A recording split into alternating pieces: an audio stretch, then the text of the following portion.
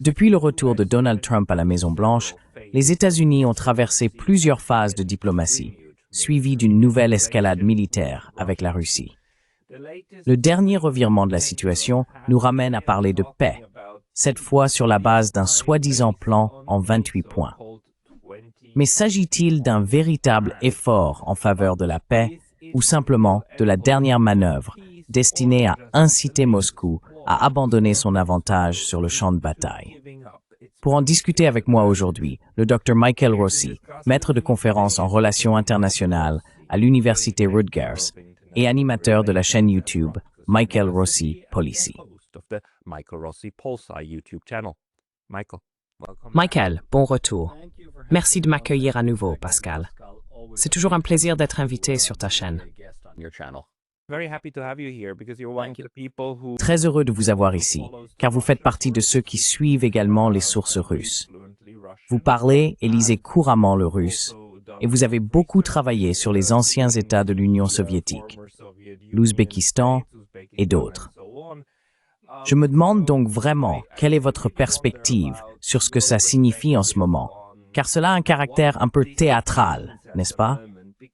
C'est haut et c'est bas, ce mouvement de pendule entre « envoyons plus de missiles, plus de renseignements » et « oh non, non, non, un plan de paix ici ». Et c'est comme la deuxième ou la troisième itération maintenant. Comment comprenez-vous cela?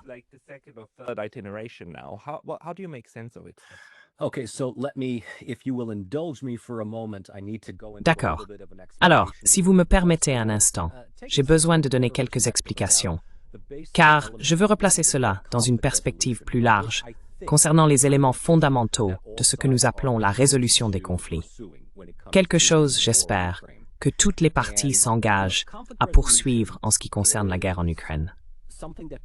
Vous savez, la résolution des conflits commence par l'idée même de gestion des conflits et par ce que cela signifie en fin de compte. Lundi matin, 8 heures, première étape. Arrêter les combats. Arrêter les tueries. Arrêter la bataille. Arrêter la guerre. Que devons-nous faire pour mettre fin à la guerre? C'est quelque chose que les quatre parties, l'ukrainienne, la russe, l'américaine et l'européenne, souhaitent. La manière d'y parvenir, cependant, est une autre histoire.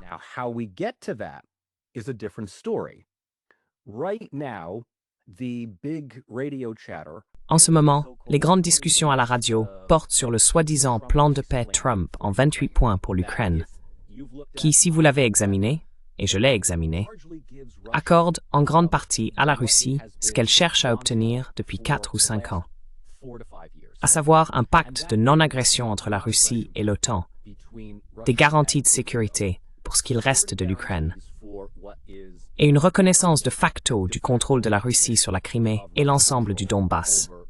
Cela inclut les républiques populaires de Donetsk et de Luhansk, ainsi que sur les territoires actuellement contrôlés par la Russie, à Zaporizhia et Kherson. Le plan évoque également les perspectives d'avenir de l'Ukraine, peut-être au sein de l'Union européenne, mais sans aucune mention de l'OTAN. L'Ukraine deviendrait un pays militairement neutre. Elle adopterait aussi des mesures pour désamorcer l'extrémisme ethnocentrique à l'encontre de la minorité russophone et trouverait un modus vivendi avec l'Église orthodoxe ukrainienne du patriarcat de Moscou, ainsi qu'avec l'Église orthodoxe d'Ukraine.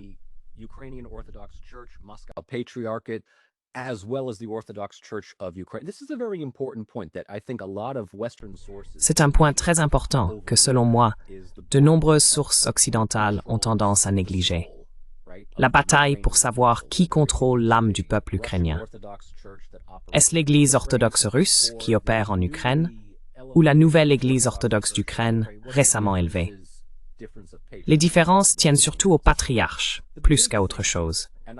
Mais l'essentiel ici, et je pense que vos téléspectateurs comme les miens seront d'accord là-dessus, c'est que la proposition initiale présentée par l'administration Trump était une offre faite à l'Ukraine sur le mode « à prendre ou à laisser », un cessez-le-feu qu'elle ne pouvait pas se permettre de refuser.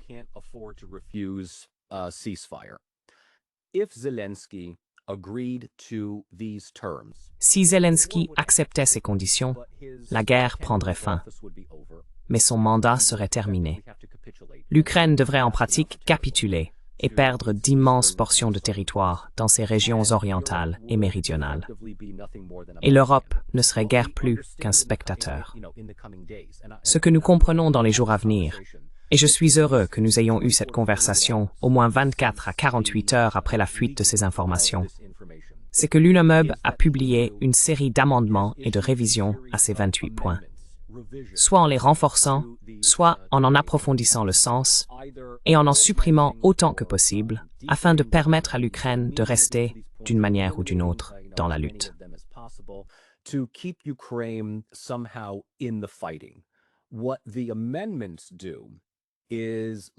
Ce que font les amendements, c'est laisser l'adhésion de l'Ukraine à l'OTAN sur la table comme une idée ambiguë à envisager.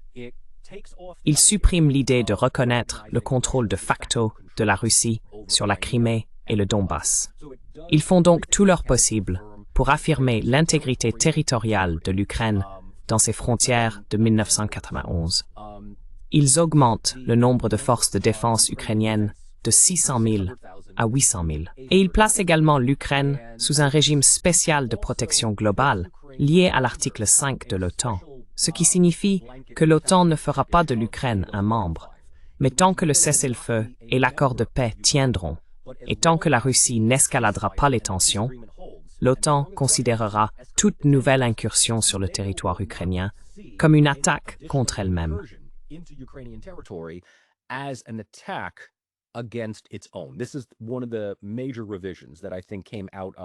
C'est l'une des principales révisions qui, selon moi, sont issues des modifications de Genève. Et cela revient essentiellement à accorder à l'Ukraine un article 5 honorifique, malgré son absence d'adhésion à l'OTAN. Maintenant, la grande question à discuter est de savoir si ces révisions seront acceptées par le gouvernement de Kiev, et si cela peut être présenté de manière crédible à la partie russe, comme base pour des négociations de cessez-le-feu. Je suis peut-être pessimiste, mais je ne vois tout simplement pas la Russie prendre au sérieux, même de loin, les changements venant du côté européen.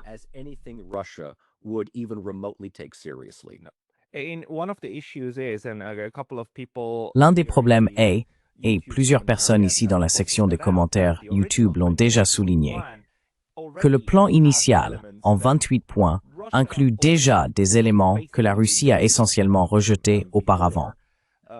L'un de ces éléments, enfin, d'accord, pas quelque chose qu'ils ont explicitement rejeté, mais la partie financière, tous ces centaines de milliards d'actifs russes gelés censés être utilisés pour la reconstruction, dont la moitié appartiendrait aux États-Unis, et ainsi de suite.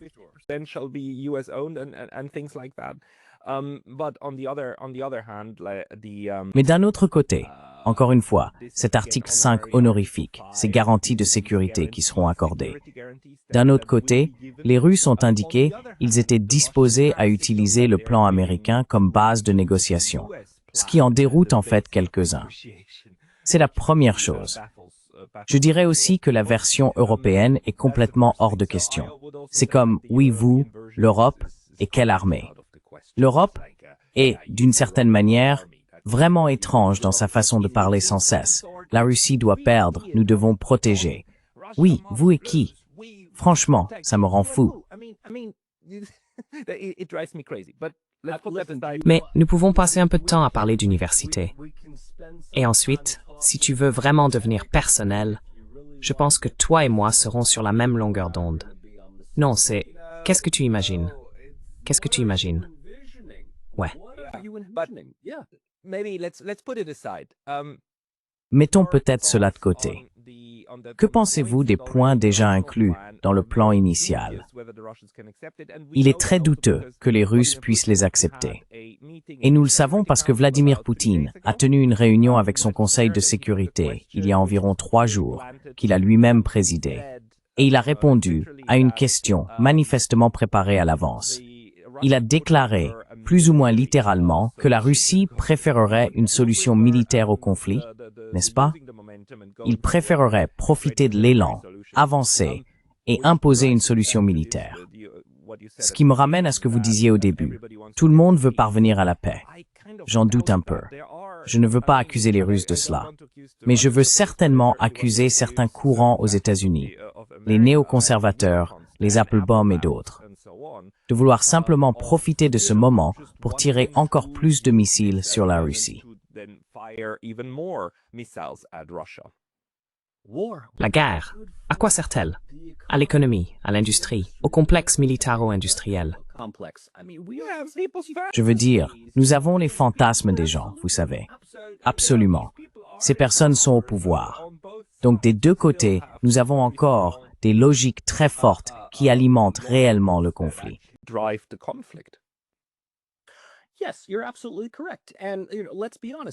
Oui, vous avez tout à fait raison. Et soyons honnêtes ici. Je veux dire, l'Europe a été l'un des acteurs les plus bellicistes dans toute cette affaire. Et vous savez, ils ont un argument qui je ne dirais pas qu'il est impossible à contrecarrer, mais qui touche certainement la sensibilité de l'opinion de beaucoup de gens. Et cet argument est le suivant. L'Ukraine a été envahie par un autre pays, et le territoire que cet autre pays a contrôlé a désormais été annexé à son propre territoire. Je veux dire, c'est une expansion impériale.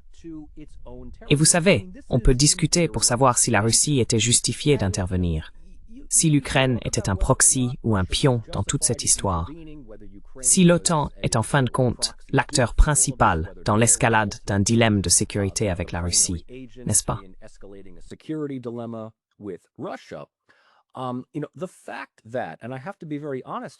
Le fait que, et je dois être très honnête ici, le fait que la Russie ait décidé de contrôler et d'annexer le territoire d'un autre pays pour le placer sous sa propre souveraineté est l'une des principales raisons pour lesquelles l'OTAN et l'Union européenne ont mis en jeu l'ensemble de leur capital, de leur réputation et de leur idéologie pour défendre la souveraineté territoriale de l'Ukraine. Car si le plan en 28 points doit être mis en œuvre, et nous avons des preuves, interprète-les comme tu veux, Pascal. Les échanges radio, du moins d'après les canaux Telegram que j'ai consultés, suggèrent que, livrés à eux-mêmes, Zelensky et Umarov, le ministre ukrainien de la Défense, étaient prêts à accepter des concessions territoriales si cela signifiait A. La fin de la guerre, B. Des garanties de sécurité américaines solides pour la pérennité du pays, et C. Une intégration éventuelle dans l'Union européenne.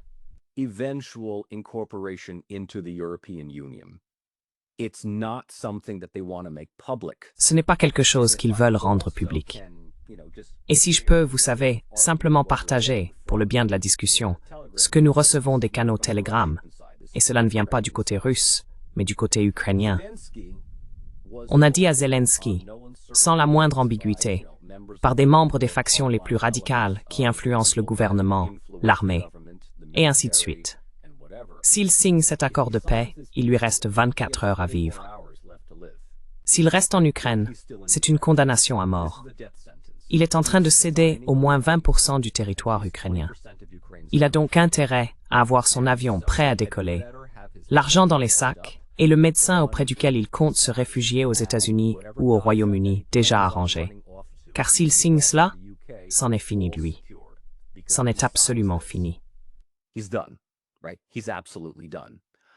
So it's not a surprise that the Kiev government is... Il n'est donc pas surprenant que le gouvernement de Kiev rejette les points originaux de la proposition en 28 points, car elle accorde effectivement à la Russie tout ce qu'elle souhaite, y compris la neutralité à long terme de l'Ukraine et l'arrêt de toute expansion de l'OTAN.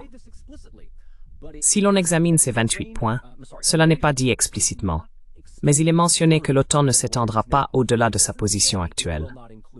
Il n'est pas précisé qu'elle n'inclura pas l'Ukraine, la Géorgie, la Moldavie ou même l'Arménie. Mais en recoupant les éléments, cela signifie en pratique que l'OTAN s'arrête exactement là où elle est. Maintenant, pour ceux d'entre nous qui sont plus enclins à accepter les réalités d'un monde multipolaire et à reconnaître que le déclenchement du conflit en Ukraine est, dans une large mesure, dû à l'expansion de l'OTAN et à son mépris des besoins de sécurité de la Russie.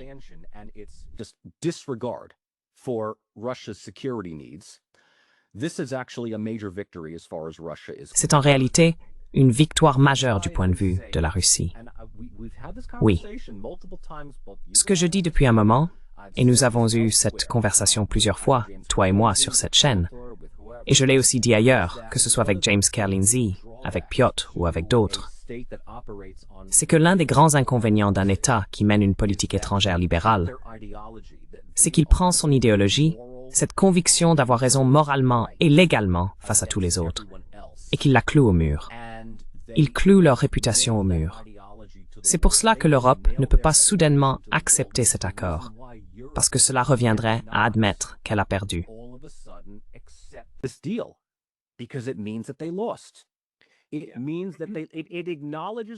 Cela signifie qu'on reconnaît les réalités sur le terrain.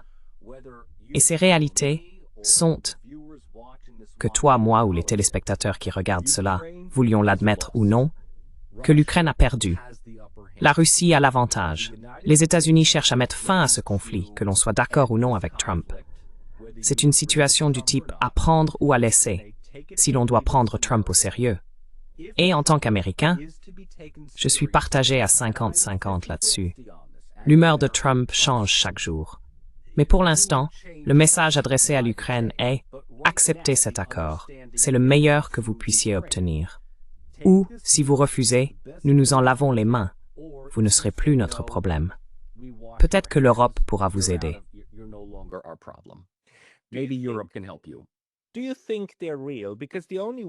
Tu penses qu'ils sont sérieux? Parce que la seule façon dont je croirais que les États-Unis sont enfin décidés à exercer une vraie pression sur l'Ukraine, ce serait s'ils disaient plus de partage de renseignements, plus de satellites.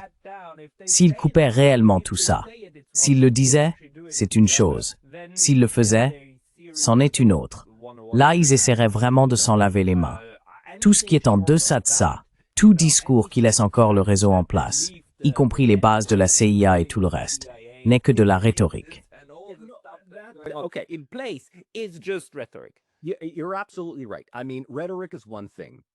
Tu as tout à fait raison. Je veux dire, la rhétorique est une chose, les actions en sont une autre. L'administration Trump a dit beaucoup de choses, à la fois contre le gouvernement ukrainien et contre le gouvernement russe. L'humeur de Trump est imprévisible. Je te jure, vivre ici en ce moment donne l'impression qu'il est dans le camp de la Russie, pour une raison ou une autre. Et pour être tout à fait honnête, prends cela pour ce que ça vaut. La déclaration de Marco Rubio, disant que cela a été décidé entre des responsables américains, russes et ukrainiens, en dit long. Cela suggère que l'Ukraine est prête à faire des concessions simplement pour mettre fin à la guerre. Ils ne peuvent pas tenir le coup. Ils perdent du territoire chaque jour. Nous avons vidéo après vidéo de simples civils brutalisés, jetés dans des minivans et envoyés au front.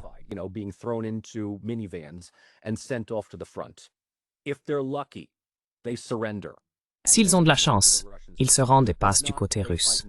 Sinon, ils se battent et meurent. C'est un bain de sang. On les envoie à Pokrovsk, on les envoie à Mirnograd. Pour faire quoi? Enfin, vous savez, au risque de, disons, partir un peu en digression en tant qu'universitaire, mais je pense que vous et moi serions d'accord. À un certain moment, je comprends la nécessité de défendre le territoire de son pays. Je le comprends. Mais quand c'est une bataille perdue d'avance, et que vous réalisez que vous envoyez simplement des gens à l'abattoir, et que vous ne recevez pas les financements et le soutien que la communauté internationale prétend vous accorder, il faut commencer à comprendre que vous êtes dupé.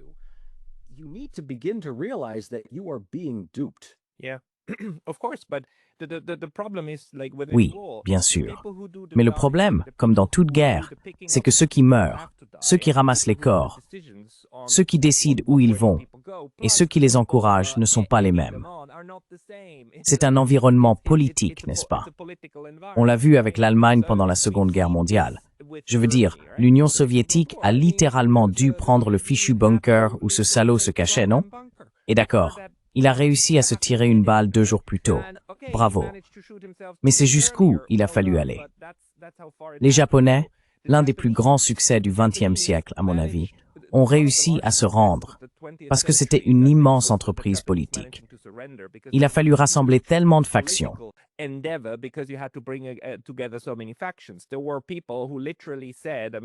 y avait des gens qui disaient, littéralement, je veux dire, il y avait des généraux de l'armée qui disaient « 100 millions de martyrs.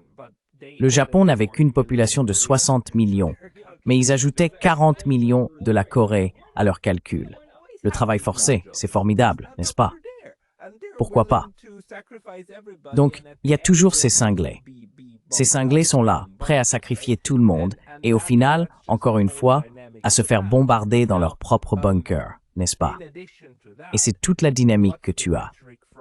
Maintenant, en plus de cela, quel est le discours venu d'en haut, n'est-ce pas?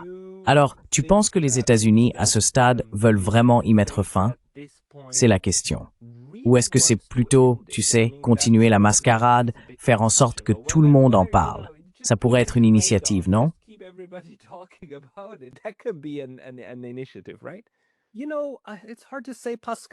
Tu sais, c'est difficile à dire, Pascal.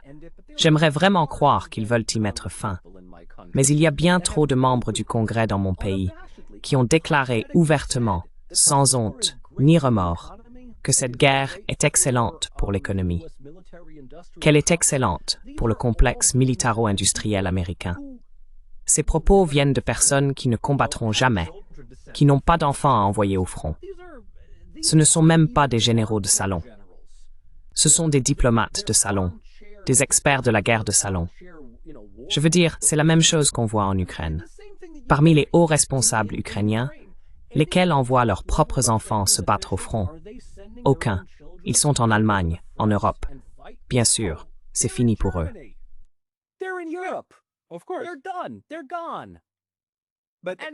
Ils sont partis.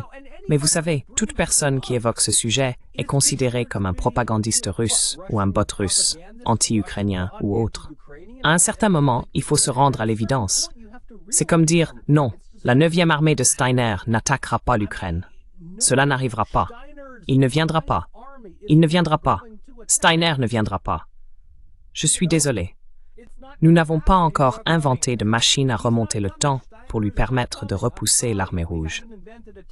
Cela n'a rien à voir avec le fait d'être pro-russe ou anti-ukrainien.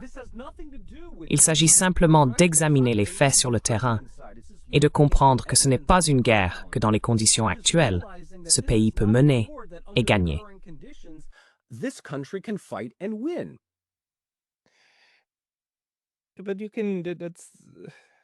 Mais vous pouvez, c'est ça. Je veux dire, vous pouvez encore les vider de leur sang, non? Et c'est à mon avis ce qui se passe encore, l'épuisement complet de l'Ukraine. Et que la Russie dise, vous savez, que Vladimir Poutine dise « nous voulons la solution militaire ». Je veux dire, je comprends cela du point de vue russe, n'est-ce pas? Ah, ainsi ils peuvent mettre en œuvre davantage des politiques qu'ils souhaitent voir appliquées sans doute. Mais d'un autre côté, cela a aussi un coût très élevé pour la Russie. Donc ce que je ne comprends pas tout à fait, c'est pourquoi la Russie accepte que les États-Unis fassent semblant d'être un médiateur neutre. Peux-tu m'expliquer cela? Parce que pour moi, c'est clairement une guerre par procuration, une guerre d'application, peu importe.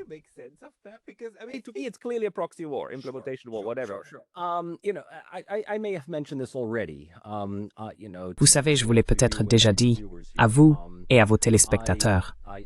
J'enseigne un cours à la fois au niveau licence et au niveau master sur les théories et les modèles de résolution des conflits. Et comme je l'ai déjà mentionné, la première étape de toute forme de résolution de conflit est la gestion du conflit. La résolution vient ensuite. L'objectif ultime est d'arrêter les tueries, d'arrêter les combats, d'arrêter l'hémorragie. Si le plan en 28 points proposé par l'administration Trump est authentique, il accorde à la Russie certaines choses qu'elle ne contrôle pas encore. Il lui donnerait, s'il était approuvé, le contrôle total de ce qui reste de Donetsk, encore tenu par les forces ukrainiennes. Il contrôle déjà 100% de Luhansk. Donetsk reste le principal champ de bataille. Donetsk is still the major battleground. What it also does is it gives them de facto control. Ce que cela fait également, c'est leur donner un contrôle de facto sur ce qu'ils détiennent actuellement à Kherson et à Zaporizhia. Ce n'est pas idéal, car si la partie russe accepte cette proposition, cela signifie que toute tentative de prendre militairement les villes de Zaporizhia ou de Kherson est exclue. Kharkiv, exclu. Odessa, exclu, n'est-ce pas? Quand on regarde quels pourraient être les objectifs finaux de la Russie, il s'agirait de prendre ces 4 régions, puis de s'emparer d'Odessa, de se diriger vers l'ouest en direction de la Transnistrie et d'en rester là. Si la Russie prenait Odessa, par-ci terminé, elle contrôlerait l'économie de l'Ukraine. Ce serait fini. Le plan en 28 points fait intéressant est quelque chose que Poutine a dit être prêt à envisager. That he would be willing to consider. This is at least a stepping stone. But what it also does C'est au moins une étape. is it Mais cela a aussi pour effet de freiner sévèrement toute nouvelle incursion militaire de la Russie ailleurs qu'en région du Donbass. Cela garantit donc à l'Ukraine le contrôle futur de 2 grandes villes, Kharkiv et Odessa. Cela maintient également leur contrôle de facto actuel sur les villes de Zaporizhia et Kherson, dont la Russie avait le contrôle il y a 2 ans avant de se retirer. La centrale nucléaire de Zaporizhia serait placée sous contrôle international conjoint. La Russie va faire quelques concessions dans tout cela. C'est, vous savez, la déclaration que Poutine a faite à son Conseil de sécurité il y a quelques jours. Encore une fois, petite publicité hontée pour ma chaîne.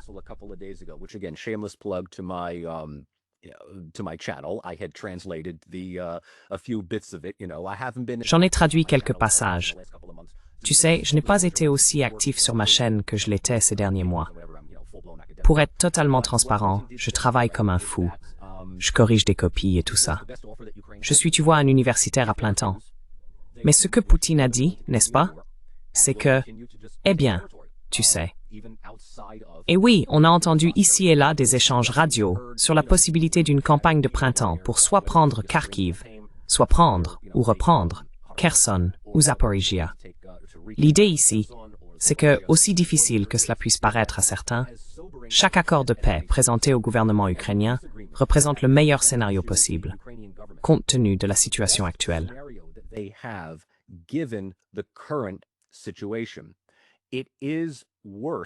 C'est pire que la précédente, qui avait été présentée, mais on comprend que le prochain accord de paix, dans quelques mois, voire dans 1 an, pourrait être encore plus draconien. Et Lavrov est pris pour ce qu'il est et pour ce qu'il dit. Mais vous savez, Lavrov a déclaré à plusieurs reprises qu'au cours du premier mois du déclenchement de la guerre en 2022, il y avait eu une tentative des parties russes et ukrainiennes de se rencontrer à nouveau à Istanbul pour discuter d'un cessez-le-feu. Et ils étaient parvenus à un accord. Puis soudainement, le Royaume-Uni est intervenu et a dit à Zelensky « Ne signe pas, ne mets pas en œuvre, nous te soutiendrons, nous sommes derrière toi. » Et c'était un pacte faustien qui, en fin de compte, s'est retourné contre eux.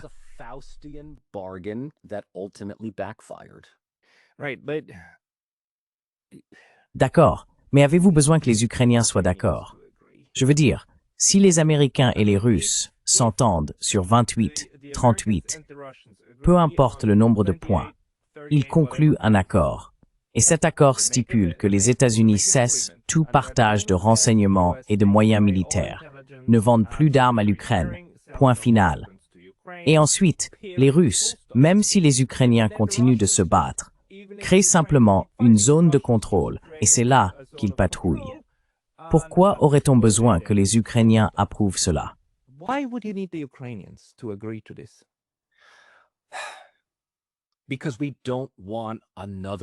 Parce que nous ne voulons pas d'une autre conférence de Munich.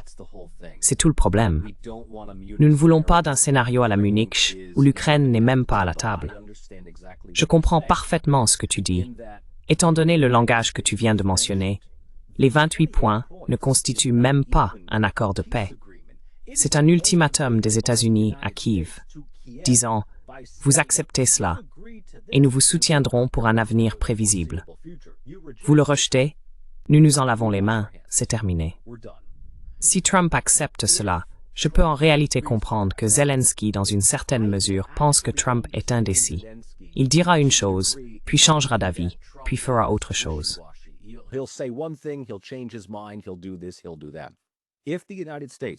Il le fera.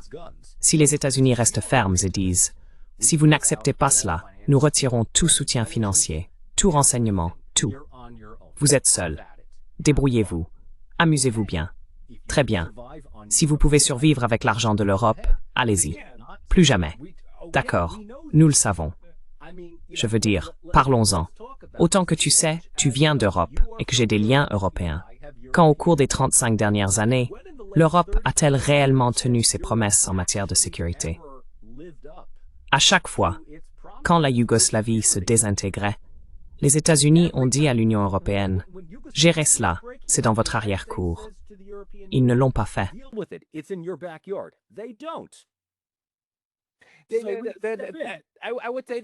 Je dirais qu'il y a davantage matière à débat dans ce cas, car en Yougoslavie, il y avait effectivement un intérêt américain. Les Européens, pour leur défense, ont essayé. Mais enfin, la question est la suivante. Est-ce du théâtre? Est-ce réel, ce que nous voyons? Parce que si c'était réel, et j'ai d'une certaine manière ce pressentiment, les Russes attendent le moment où eux et les Américains parviendront enfin à un accord, quelque chose qui puisse être contrôlé. Pas seulement, vous savez, la bonne vieille promesse de M. Jancher, pas un pouce vers l'Est, mais quelque chose d'écrit, avec des mécanismes, y compris pour la partie russe. Un accord sur le contrôle des armes nucléaires, n'est-ce pas?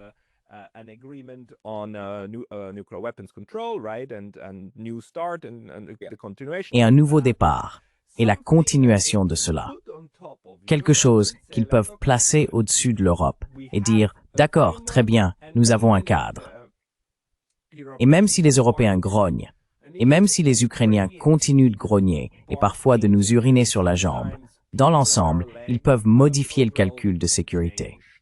Je pense qu'ils attendent cela. Et d'une certaine manière, je ne le vois pas. Je veux dire, nous le voyons. Nous voyons les États-Unis s'en approcher, je crois, mais nous n'y sommes pas encore.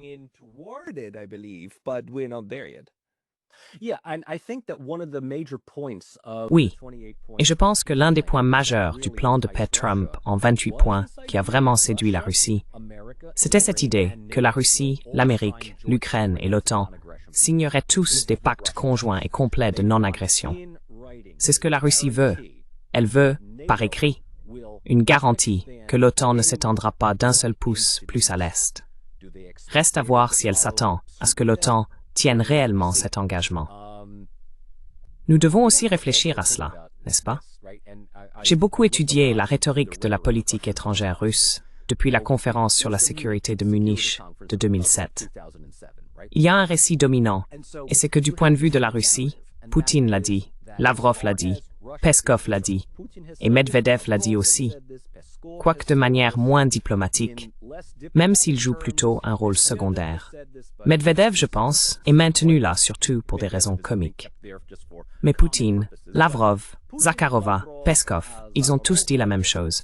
La Russie ne peut pas faire confiance à l'Occident pour tenir ses promesses.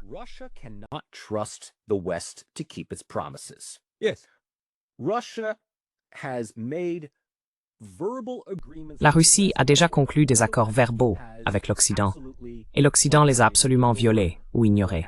Peu importe. Mon hypothèse, et elle vaut ce qu'elle vaut, je le dis en toute transparence, c'est que je suis un universitaire. Je ne suis pas un expert militaire. Je n'ai pas d'accès particulier à des informations classifiées au Kremlin. Ce que je peux dire, c'est ceci. À mon avis, au mieux, Poutine et Lavrov comprennent que Trump, aussi imprévisible et intéressé qu'il soit, est probablement le meilleur garant d'une sorte de pacte de non-agression entre les États-Unis et la Russie. Peut-être pas avec l'OTAN, mais il suffit que les États-Unis disent à l'OTAN quoi faire, et le reste de l'Europe s'aligne. Je pense qu'il y a cette compréhension, n'est-ce pas, que l'Europe aboie beaucoup, mais finit par faire ce que l'Amérique lui dit de faire.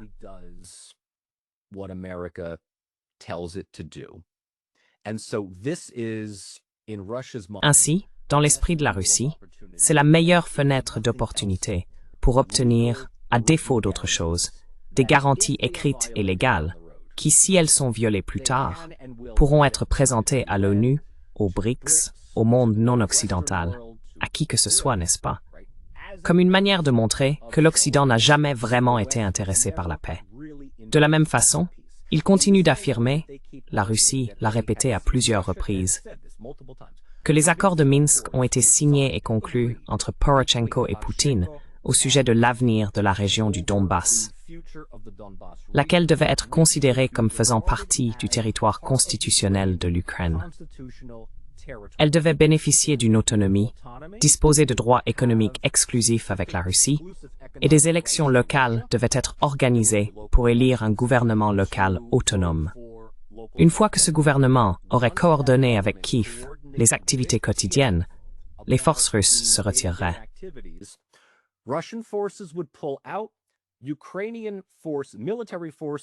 Les forces militaires ukrainiennes pourraient atteindre la frontière avec la Russie, à condition qu'elles comprennent et reconnaissent l'autonomie de la région.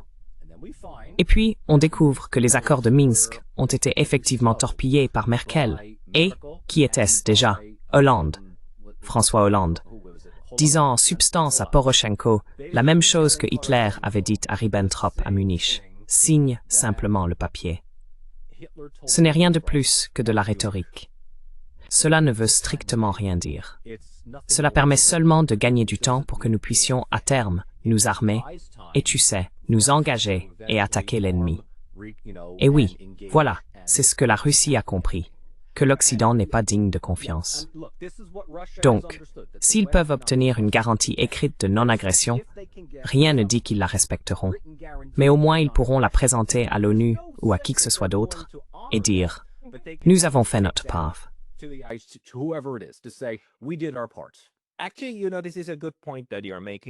En fait, tu sais, c'est un bon point que tu soulèves, parce que je me posais la même question. Pourquoi la Russie ferait-elle confiance à l'Ukraine? Même si Trump signe quelque chose, pourquoi lui ferait-il confiance, sachant que le prochain président ou la prochaine présidente pourrait tout annuler? Ou même sous Trump, il déchire ses propres promesses le lendemain matin, non? Avec un post sur les réseaux sociaux. Mais le point que tu soulèves est très pertinent. Ce n'est pas tant une question de l'ONU et de la CIJ, qui sont sans dents, même pas des tigres de papier, mais plutôt des pays des BRICS. Parce que Vladimir Poutine, dans ce discours au Conseil de sécurité qu'il a traduit, a aussi dit « Nous avons expliqué tout ce qui a été discuté à Anchorage à nos alliés, à nos partenaires. »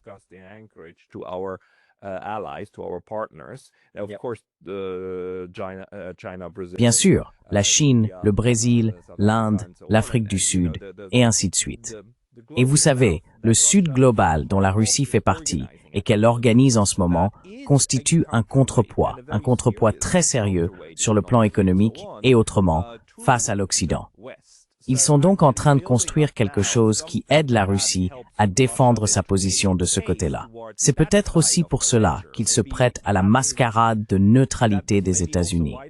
C'est un peu comme, d'accord, prenons-les au mot et présentons cela à nos partenaires, car apparemment, c'est ainsi qu'ils perçoivent désormais les États-Unis. Nous devons donc jouer le jeu dans ce cadre. Oui, oui.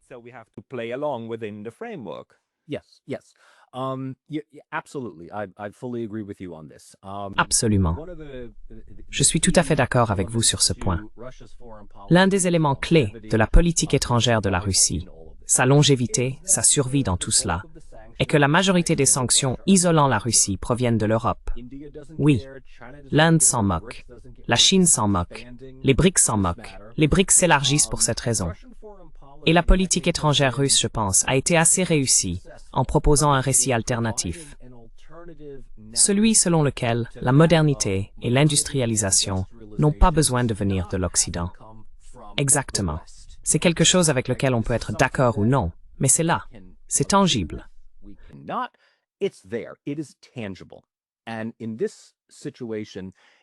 Et dans cette situation, cela reconnaît pleinement les réalités d'un monde multipolaire. Et c'est la raison pour laquelle l'Europe, aujourd'hui, ressemble à un tigre édenté. On dirait, vous savez, peut-être que c'était hier ou aujourd'hui, je ne suis pas sûr, mais l'actuel chancelier d'Allemagne, Friedrich Merz, qui, je dois le reconnaître, fait une chose très très bien. Merz prouve à tout le monde que Scholz n'était pas le chancelier le plus incompétent que l'Allemagne ait connu ces derniers temps. C'est vrai, c'est tout un exploit. Waouh, c'est bien. Je dois reconnaître cela à Merz. Je ne pensais pas qu'on pouvait tomber plus bas que Scholz. I have to give credit to Merz. I didn't think that you can get any lower than Scholz.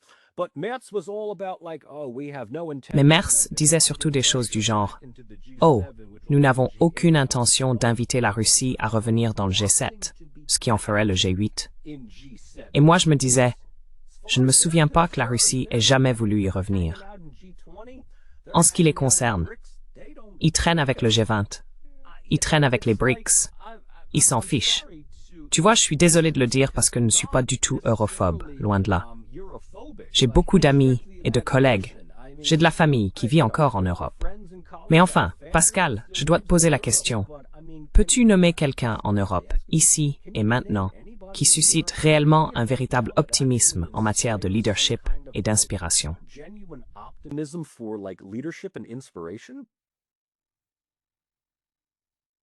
Claire Daly. Claire Daly. Et elle a été évincée du Parlement européen, la représentante irlandaise, à cause d'une vaste campagne menée contre elle dans sa circonscription. Elle le fait parce elle serait probablement d'accord avec tout ce dont nous venons de parler. Il y a quelques personnes, mais elle, comment ose-t-elle souligner ce qui est douloureusement évident? Oui, non. En matière de poste de direction réel, l'Europe est à son niveau le plus bas depuis 500 ans. Je veux dire, je dois reconnaître une chose à Kaja Kallas, cependant. Elle rend douloureusement évident, 24 heures sur 24, 7 jours sur 7, qu'Ursula von der Leyen n'est pas la personne la plus incompétente. Non, et elle n'est pas seule. Oui. Je veux dire, on en est à un point où, tu sais, c'est pratiquement inutile d'en discuter, parce que eux, même s'il y avait un programme, même s'ils en avaient un, ce serait un programme stupide, parce que c'est tout simplement idiot. L'Europe est complètement en désordre, et Jan Oberg appelle souvent cela un moment de kakistocratie, le règne des plus incompétents.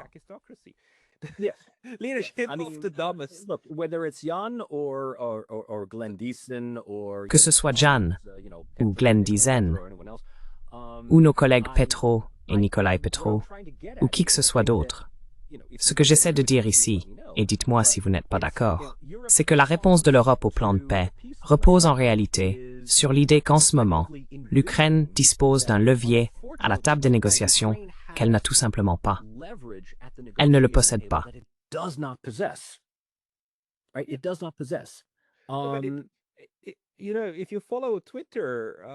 Tu sais, si tu suis Twitter, les déclarations venant d'Allemagne sont complètement folles. Il y a ces experts en sécurité allemands, de gauche comme de droite, qui disent « Nous devons punir la Russie, la Russie ». Il y a cette femme, elle s'appelle Jessica Berlin, une experte en sécurité, et elle passe sur toutes les grandes chaînes. Et elle a littéralement dit « La Russie doit quitter l'Ukraine en rampant, à genoux, hors d'Ukraine ». C'est du genre, bon sang. Je veux dire, le type à la moustache aurait pu dire ça. Et tu sais, eh bien, bonne chance.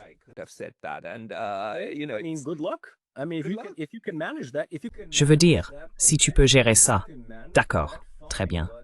Mais c'est pour ça que je dis, à quoi pense-t-il? Que la 9e armée de Steiner va, je ne sais pas, se transformer en ça. La raison pour laquelle il n'était pas là pour libérer Berlin, c'est parce qu'il a inventé une machine à remonter le temps qui va libérer l'Ukraine.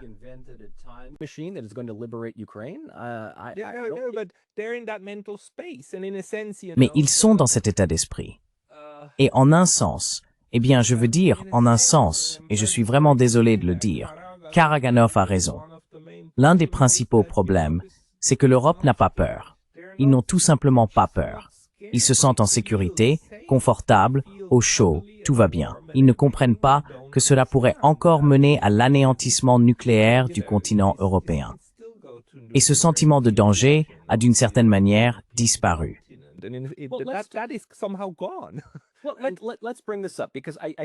Abordons ce point, car je pense que c'est aussi un aspect très important à souligner. Oui, je suis tout à fait d'accord avec vous sur le fait que l'Europe se sent complètement en sécurité, protégée qu'elle est par l'OTAN, par l'article 5, par cette compréhension selon laquelle, même si elle aime présenter la Russie comme un acteur irrationnel, elle sait que la Russie ne franchira pas un certain nombre de lignes rouges qui feraient monter la tension. C'est vrai, ils le savent. Enfin, plus ou moins. Tout en affirmant le contraire, en prétendant que la Russie sera au Portugal demain, ils savent aussi que la Russie ne le fera pas. Eh bien, vous savez, il faut choisir votre récit.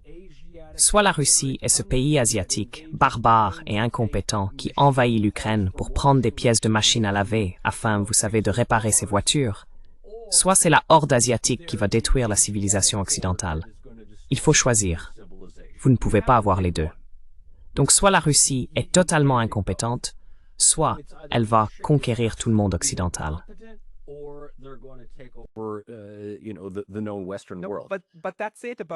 Mais c'est tout pour l'Europe. Ils font les deux. Et c'est le signe de la folie. Nous sommes en Europe dans un moment de folie politique. Et malheureusement, cela arrive de temps en temps à certains groupes. Bien sûr. Et puis à chaque fois qu'il y a des élections locales, on finit par voir, tu sais, des populistes de droite qui pensent différemment. Nous avons eu cette élection en République tchèque il n'y a pas si longtemps, avec Babiš élu. Encore une fois, il est au même niveau qu'Orban et Fico, et dans une moindre mesure, tu sais, Vučić. Voyons ce qui se passera lorsque les élections nationales auront lieu en Allemagne. Je ne pense pas que l'AfD va, tu sais, obtenir suffisamment de voix pour arriver en tête, mais il va falloir une coalition gouvernementale très très compliquée pour les en écarter.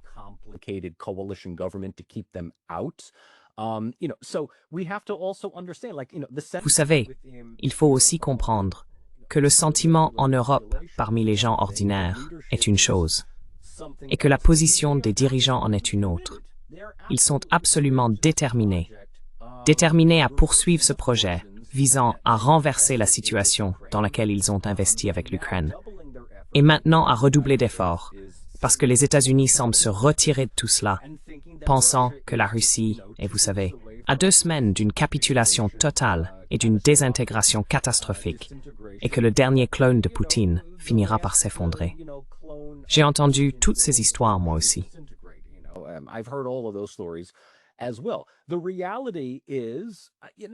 La réalité, c'est que, tu sais, écoute, laisse-moi simplement clarifier les choses en disant que toi et moi suivions probablement, il y a environ 1 an et demi à 2 ans, les chaînes Twitter pendant la fameuse contre-offensive ukrainienne, très médiatisée à l'époque, qu'on présentait comme une sorte de petit débarquement du jour J, censé repousser les forces russes. Et je ne vais pas mentir, toutes les chaînes que je suivais, dont beaucoup étaient plus pro-russes qu'ukrainiennes, étaient très réalistes, disant « On ne sait pas ce qui va se passer. On va simplement s'accrocher et espérer le meilleur. S'ils réussissent, on trouvera une contre-attaque. Et s'ils échouent, que fera-t-on alors ?» Et ils ont échoué.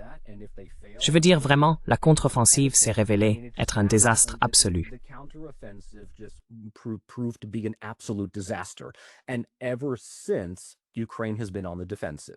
Et depuis, l'Ukraine est sur la défensive. Oui, elle est absolument sur la défensive, mobilisant autant de ressources que possible pour défendre des villes déjà perdues, ou menant des incursions à Koursk ou ailleurs, pensant pouvoir détourner l'attention de la Russie. En réalité, oui, la Russie perd de la puissance, du personnel militaire, et subit des pertes, mais bien moindres que celles du côté ukrainien. Et la Russie dispose des ressources et de la main-d'œuvre nécessaires pour se reconstituer. La Russie peut tenir le coup. L'Ukraine, non. C'est tout mon propos. À un moment donné, il faut réfléchir, il faut se demander, est-ce que ça vaut la peine de sacrifier un pays juste pour que l'OTAN prouve quelque chose? Moi, je ne le ferai pas.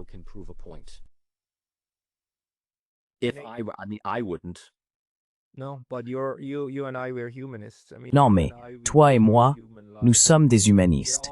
Je veux dire, toi et moi, nous accordons de la valeur à la vie humaine. Il y a des gens, malheureusement, et il suffit de regarder ce que produit l'OTAN en termes de publications, de documents et de vidéos, je veux dire. Il y a des gens qui ne pensent pas comme ça. Quoi qu'il en soit, Michael, c'était un aperçu très intéressant et je pense que nous pourrions sérieusement discuter des choses qui nous traversent l'esprit. Je trouve cela très enrichissant. Les personnes qui souhaitent te trouver en ligne devraient avant tout se rendre sur ta chaîne YouTube, Michael Rossi Polsi. Y a-t-il un autre endroit où les gens devraient aller pour te lire ou t'écouter? Where people should go to read or listen So, to you? Michael Rossi Polisi is my YouTube channel. Alors, Michael Rossi Polsi est ma chaîne YouTube.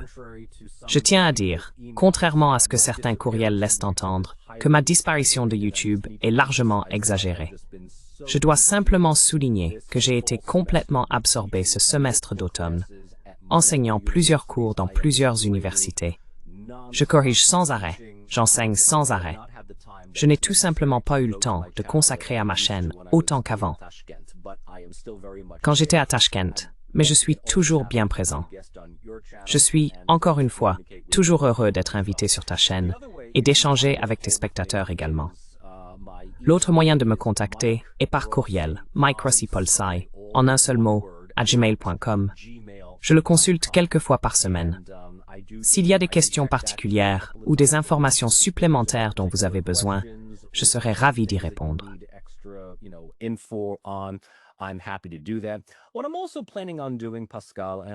Ce que je prévois également de faire, Pascal, et je sais que toi et moi avons des projets prévus pour plus tard, c'est qu'une fois ce semestre terminé, le semestre de printemps sera un peu plus léger pour moi en ce qui concerne l'enseignement. Je veux réinvestir un peu plus de temps dans ma chaîne. J'aimerais peut-être faire du tutorat individuel avec des personnes intéressées par la recherche publique. Je pourrais mettre à jour les abonnements, peut-être modifier un peu le contenu des cours. C'est beaucoup de choses, et j'adore ce que je fais, mais je crois aussi que l'avenir réside dans la recherche publique. Les sujets dont toi et moi discutons sont essentiellement ceux que j'aborde dans mes séminaires de licence et de master. Et je pense qu'il y a une multitude de personnes ordinaires qui veulent apprendre sans payer de frais de scolarité ni passer d'examen. Quelque chose que toi et moi sommes bien placés pour offrir d'ici 2026. Oui, parce qu'il faut le dire, je veux dire, l'une des choses, heureusement pour nous, c'est que les médias publics, les grands médias, ne font plus ce travail. Donc voilà, nous avons des choses à faire. J'adore ça. J'adore le fait que tout ce que j'ai à faire, c'est simplement faire ce que je fais en cours, et que les gens aiment ou détestent. Mais si tu aimes, merci. Si tu détestes, dis-moi pourquoi. Peut-être que je corrigerai, je ne sais pas. Tout le monde, si vous trouvez l'analyse de Michael Rossi précieuse, n'hésitez pas à le contacter. Je veux dire, il est tout à fait disposé à discuter directement. Absolument. Michael Rossi, merci beaucoup pour votre temps aujourd'hui. Pascal, toujours un plaisir. Toujours un plaisir. Heureux d'être de retour.